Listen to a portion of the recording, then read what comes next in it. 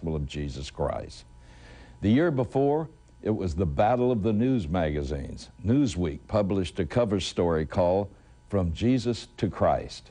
It argued that Jesus was just an ordinary guy who was turned into a God figure by popular legend. Newsweek's experts claimed that Jesus wasn't worshipped as divine until sometime in the 4th century. Now, not to be outdone, Time magazine ran its own cover story about the Jesus Seminar. This is a group of purported scholars who have been attacking the New Testament for several decades. According to the Jesus Seminar, the Bible is filled with fictional accounts of what Jesus said and did. For example, when this group of self-proclaimed scholars examined the Lord's Prayer, they concluded that the only part of it actually uttered by Jesus were the words, "Our Father." The magazine went so far as to argue that Jesus was actually the illegitimate son of a Roman soldier. This year's entry in the annual Easter parade is a film called The Lost Tomb of Jesus, another so-called documentary. It premieres this weekend on the Discovery Channel. Its executive producer is the Oscar-winning film director, James Cameron.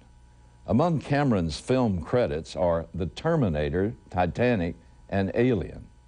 It is co-produced and directed by Simcha Jacobovici, an Israeli-born Canadian filmmaker.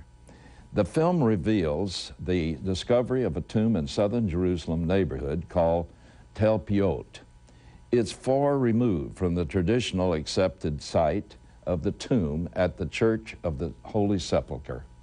Sounding a familiar theme, the film suggests that the real Jesus was married to Mary Magdalene and had one son named Judah. The supposed lost tomb of Jesus also contained the ossuaries or coffins of 2 women named Mary, as well as a man named Matthew and another named Joseph. How did they arrive at such stunning conclusions? Well, essentially, the only evidence they have for all this pure speculation is the similarity of names on 6 of the 10 ossuaries to names associated with the family of Jesus in the biblical account. Everything else is merely conjecture. And from this giant assumption, they built their entire case. Now, there's real faith. They never established that the name Yahushua, found on one of the ossuaries, belonged to Jesus of Nazareth. That name in English, incidentally, means Joshua, which was a common name in Israel. In fact, all of the names were among the most common names of that time, like Smith and Jones today. The filmmakers also claim to have isolated Jesus' family